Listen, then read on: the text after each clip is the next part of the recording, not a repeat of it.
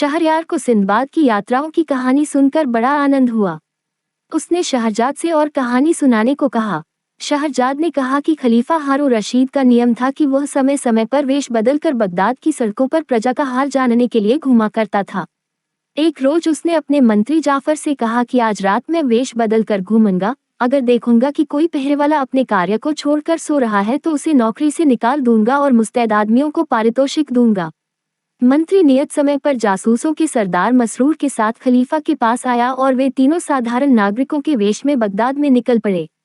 एक तंग गली में पहुंचे तो चंद्रमा के शुभ्र प्रकाश में उन्हें दिखाई दिया कि एक लंबे कद और सफेद दाढ़ी वाला आदमी सिर पर जाल और कंधे पर नारियल के पत्तों का बना टोकरा लिए चला आता है। खलीफा ने कहा कि यह बड़ा गरीब मालूम होता है, इससे इसका हाल पूछो। तदनुसार मंत्री ने उससे पूछा कि तू कौन है और कहाँ जा रहा है। उसने कहा, मैं अभागा एक निर्धन मछुआरा हूँ। आज दोपहर को मछली पकड़ने गया था किंतु शाम तक मेरे हाथ एक भी मछली न लगी। मैं अब खाली हाथ घर जा रहा हूँ। घर पर मेरी स्त्री और कई बच्चे हैं। मैं चक्कर में हूँ कि उन्हें आज खाने को क्या दूंगा। खलीफा को उस पर दया आई। उसने कहा, तू एक बार फिर नदी पर चल और जाल डाल। तेरे जाल में कुछ आए या न आए मैं तुझे 400 सिक्के दूंगा और जो कुछ तेरे जाल में आएगा ले लूंगा। मछुआरा तुरंत इसके लिए तैयार हो गया। उसने सोचा कि मेरा सौभाग्य ही है कि ऐसे भले आदमी मिले, यह मेरे साथ धोखा करने वाले तो मालूम नहीं होते। नदी पर जाकर उसने जाल फेंका और थोड़ी देर में उसे खींचा तो उसमें एक भारी संदूक फंसा हुआ आ गया। खलीफा ने मंत्री से मछुआरे को 400 सिक्के दिलाए और विदा कर दिया। खलीफा को बड़ा कौतूहल था कि संदूक में क्या है। मसरूर और जाफर ने उसके आदेशानुसार संदूक खलीफा के महल में रख दिया। उसे खोलकर देखा तो उसमें कोई चीज नारियल की चटाई में लाल डोरे से सिली हुई थी। खलीफा की उत्सुकता और बढ़ी। उसने छुरी से सीवन काट डाली और देखा कि एक सुंदर स्त्री का शव टुकड़े टुकड़े करके चटाई के अंदर सी दिया गया था। खलीफा ये देखकर अत्यंत क्रोध हुआ। उसने मंत्री से कहा, क्या यही तुम्हारा प्रबंध है? मेरे राज्य में ऐसा अन्याय हो कि किसी बेचारी स्त्री को कोई काट कर संदूक में बंद करके नदी में डाले, यह मैं सहन नहीं कर सकता। या तो तुम इसके हत्यारे का पता लगाओ या फिर तुम्हें और तुम्हारे 40 कुटुंबियों को फांसी पर चढ़ा दूंगा। मंत्री कांप गया और उसने कहा, सरकार मुझे कुछ समय तो दिया जाए कि मैं हत्यारे का पता लगाऊं। खलीफा ने कहा कि तुम्हें 3 दिन का समय दिया जाता है। मंत्री जाफर अत्यंत शोकाकुल होकर अपने भवन में आया और सोचने लगा कि 3 दिन में हत्यारे का पता कैसे लग सकता है और पता लगा भी तो इसका प्रमाण कहाँ मिलेगा कि यही हत्यारा है। हत्यारा तो कब का नगर छोड़ भी चुका होगा। क्या करूं? क्या किसी आदमी पर जो पहले ही कारागार में है इस हत्या का अभियोग लगा दूं? किंतु ये बड़ा अन्याय बल्कि मेरा अपराध होगा कि मैं जानबूझकर किसी निरपराध को दंड दिलवाऊं। कयामत में भगवान को क्या मुंह दिखाऊंगा।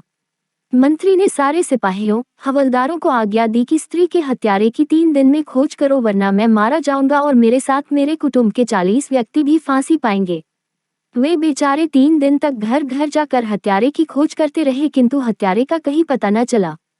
3 दिन बीत जाने पर खलीफा के आदेश पर जल्लाद जाफर और उसके 40 कुटुंबियों को पकड़ कर ले आया और खलीफा के सामने हाजिर कर दिया। खलीफा का क्रोध अभी शांत नहीं हुआ था। उसने आज्ञा दी कि सबको फांसी दे दो। जल्लाद के निर्देशन में फांसी की 41 टिकटियां खड़ी कर दी गईं। नगर में मुनादी करवाई गई कि खलीफा के आदेश से मंत्री जाफर और उसके 40 कुटुंबियों को फांसी दी जाएगी। जो आकर देखना चाहता है देख ले। सारे नगर में यह मालूम हो गया कि किस अपराध पर मंत्री और उसके कुटुंबी फांसी पर चढ़ाए जा रहे हैं। कुछ समय के बाद मंत्री और उसके 40 कुटुंबियों को टिकटियों के नीचे लाया गया और उनकी गर्दनों में रस्सी के फंदे डाल दिए गए। वहां पर बड़ी भारी भीड़ जमा हो गई। बगदाद के निवासी मंत्री को उसके शील और न्यायप्रियता के कारण बहुत चाहते थे। उन्हें उसकी मृत्यु पर बहुत शोक हो रहा था। सैकड़ों लोग उसकी गर्दन में फंदा पड़ा देखकर रोने लगे। इस पर भी खलीफा का इतना रोब था कि किसी का साहस मंत्री के मृत्यु दंड का विरोध करने का नहीं पड़ रहा था। जब जल्लाद और उसके अधीनस्थ लोग फांसियों की रस्सियां खींचने को तैयार हुए तो भीड़ में से एक अत्यंत रूपवान युवक बाहर आया और बोला, मंत्री और उसके परिवार वालों को छोड़ दिया जाए। स्त्री का हत्यारा मैं हूँ, मुझे पकड़ लिया जाए। मंत्री को अपनी प्राण रक्षा की खुशी भी थी किंतु युवक की तरुणाई देखकर उसकी भावी मृत्यु से दुख भी हो रहा था। इतने में एक लंबे चौड़े डील डौल वाला बूढ़ा आदमी भी निकलकर बोला, यह जवान झूठ बोलता है। इसने स्त्री को नहीं मारा, उसे मैंने मारा है। मुझे दंड दो। फिर उस बूढ़े ने जवान आदमी से कहा कि बेटे, तू क्यों इस हत्या की जिम्मेदारी ले रहा है? मैं तो बहुत दिन संसार में रह लिया हूँ, मुझे फांसी चढ़ने दे। लेकिन जवान आदमी बात पर डटा रहा कि यह बुजुर्गवार झूठी बातें कहते हैं, उस स्त्री को मैंने ही मारा है। खलीफा के सेवकों ने उससे जाकर कहा कि अजीब स्थिति है, एक बूढ़ा और जवान दोनों अपनी अपनी जगह कह रहे हैं कि मैंने स्त्री को मारा है। खलीफा ने कहा कि मंत्री के कुटुंबियों को छोड़ दो और मंत्री को सम्मानपूर्वक यहाँ लाओ। जब ऐसा किया गया तो खलीफा ने कहा कि हमें बहुत झंझट में पड़ने की जरूरत नहीं है, अगर दोनों ही हत्या की जिम्मेदारी ले रहे हैं तो दोनों को फांसी पर चढ़ा दो। किंतु मंत्री ने कहा कि निश्चय ही उनमें से एक झूठ बोलता है, बगैर खोजबीन किए किसी निरपराध को मृत्युदंड देना ठीक नहीं है। अतः उन दोनों को भी खलीफा के सामने लाया गया। जवान ने भगवान की सौगंध खाकर कहा कि मैंने 4 दिन हुए उस स्त्री का वध किया था और उसकी लाश टुकड़े टुकड़े करके संदूक में बंद नदी में डाल दी थी। अगर मैं झूठ कहता हूँ तो कयामत के दिन मुझे अपमानित होना पड़े और बाद में सदा के लिए नरक की अग्नि में जलूं। इस बार बूढ़ा कुछ न बोला।